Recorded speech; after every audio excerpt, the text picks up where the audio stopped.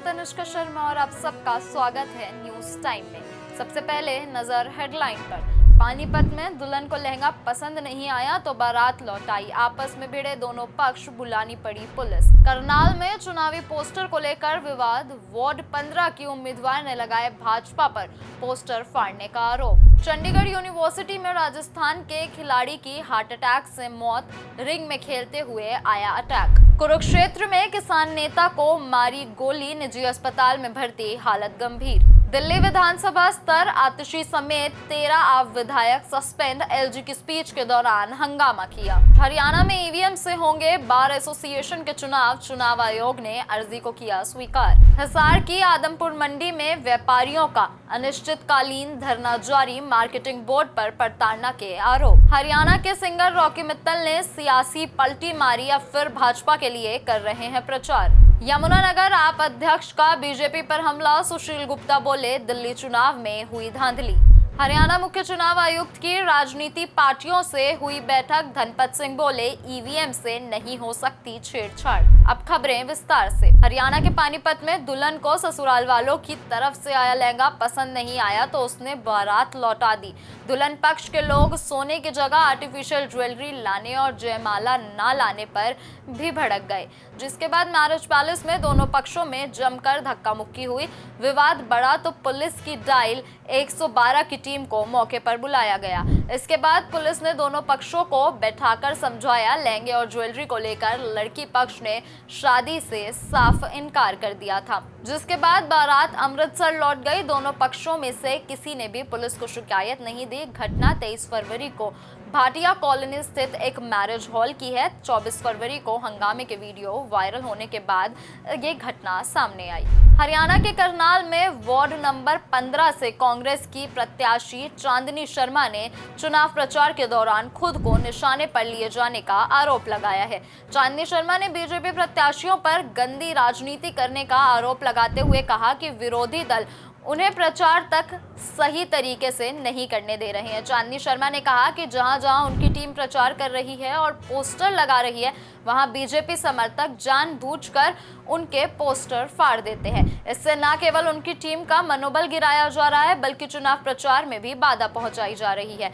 उन्होंने आरोप लगाया कि यह सारा काम एक सोची समझी साजिश के तहत किया जा रहा है, ताकि जनता तक उनकी बातें ना पहुंच सके। चंडीगढ़ यूनिवर्सिटी में चल रही all India inter university wushu championship के दौरान राजस्थान यूनिवर्सिटी के खिलाड़ी मोहित शर्मा की मुकाबले के दौरान मौत हो गई है। मोहित 85 किलो वेट कैटेगरी में फाइट कर रहा था। इसी दौरान वह अचानक मैट पर गिर पड़ा।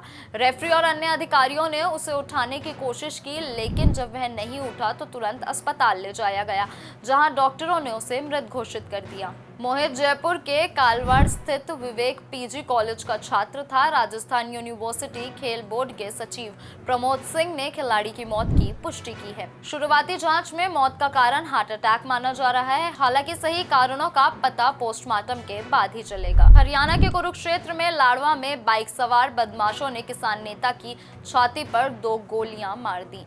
बदमाश सोमवार सुबह किसान नेता के घर आए। उन्होंने अंकल कहकर गेट खटखटाया। किसान नेता ने गेट खोला तो एक बदमाश ने पिस्टल निकालकर उन पर सीधी फायरिंग कर दी।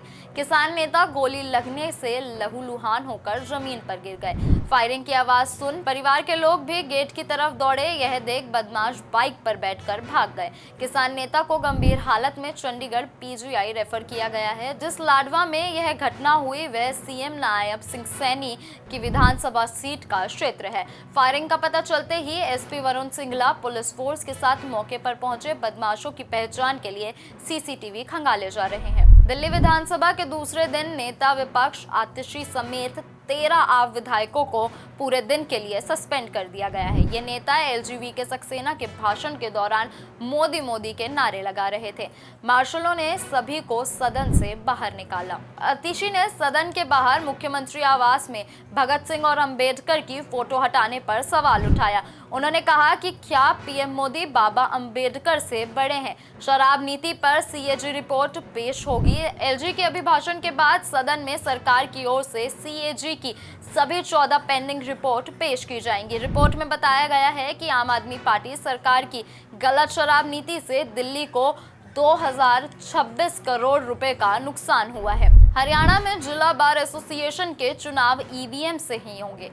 इसके लिए हरियाणा चुनाव आयोग ने bar council, Punjab and Haryana high court के चेयरमैन विजेंद्र सिंह अहलावत की भेजी अर्जी को स्वीकार कर लिया है। साथ ही उन जिला डीसी को भी मशीन उपलब्ध करवाने के निर्देश दे दिए गए हैं। ऐसे में आज 25 फरवरी को डीसी बार प्रधान एवं चुनाव टीम के साथ मीटिंग करेंगे। इसके बाद संभावनाएं हैं कि मशीनें मिल जाएंगी। गौरतलब है कि प्रदेश में निकाय चुनाव के चलते जनवरी माह में चुनाव आयोग ने ईवीएम देने से साफ तौर पर मना कर दिया था, जिसके बाद बार में बैलेट पेपर से चुनाव करवाने की तैयारियां शुरू कर दी गई थी।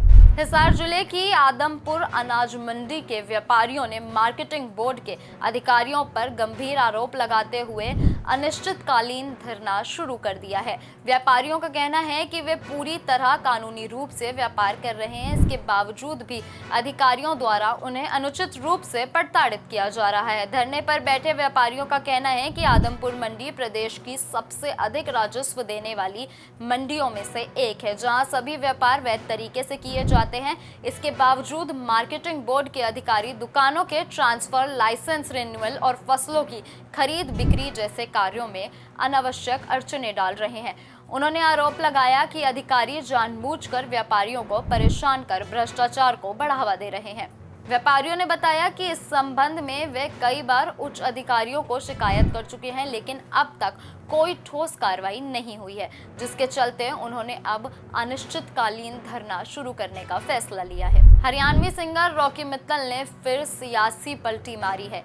विधानसभा चुनाव से पहले वह कांग्रेस का माहौल देख उसमें शामिल हो गए थे। उस दौरान रॉकी ने भरे स्टेज से राहुल गांधी को भाई बताते हुए माफी भी मांगी थी। हालांकि प्रदेश में कांग्रेस की सरकार नहीं बन पाई थी। अब निकाय चुनाव में वे टोना में भाजपा के चेयरमैन उम्मीदवार सुरेंद्र मित्तल का प्रचार करने पहुंच गए हैं, जहां रॉकी के निशाने पर राहुल गांधी रहे।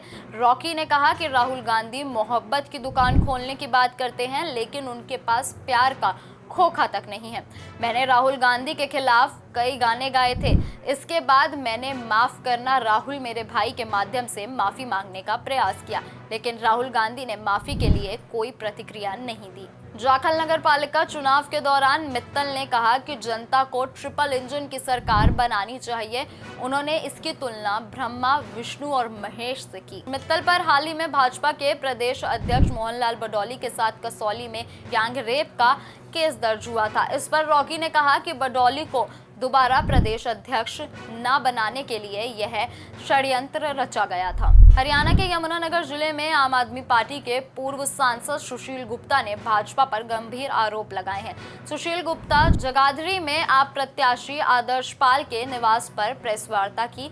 उन्होंने कहा कि भाजपा ने दिल्ली चुनाव में व्यापक स्तर पर धांधली की है। सुशील गुप्ता ने भाजपा पर आरोप लगाया कि पार्टी ने दिल्ली की जनता को पैसे का लालच दिया, शराब और जूते बांटकर वोट हासिल किए। वहीं पूर्व सांसद ने एक चौंकाने वाला आरोप लगाते हुए कहा कि अरविंद केजरीवाल के विधानसभा क्षेत्र में 1 लाख वोटों में से 15,000 वोट काट दिए गए।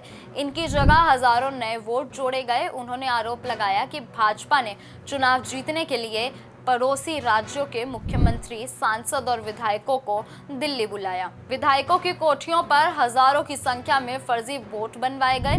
पुलिस और चुनाव आयोग पर भी भाजपा का नियंत्रण था। चुनाव आयोग भाजपा नेताओं के खिलाफ कोई कार्रवाई नहीं कर सका। उन्होंने यह भी कहा कि यमुना नगर निगम चुनाव में आप प्रत्याशी भाजपा को हराएगा। हरियाणा राज्य चुनाव आयुक्त धनपत सिंह ने नगर निकाय चुनाव के मद्देनजर आज सभी राजनीतिक पार्टियों के प्रतिनिधियों के साथ बैठक की। बैठक करने के बाद राज्य चुनाव आयुक्त धनपत सिंह ने बताया कि सभी राजनीतिक दल, बीजेपी, कांग्रेस, आम आदमी पार्टी और एनएलओ के प्रतिनिधि मीटिंग के लिए पहुंचे थे।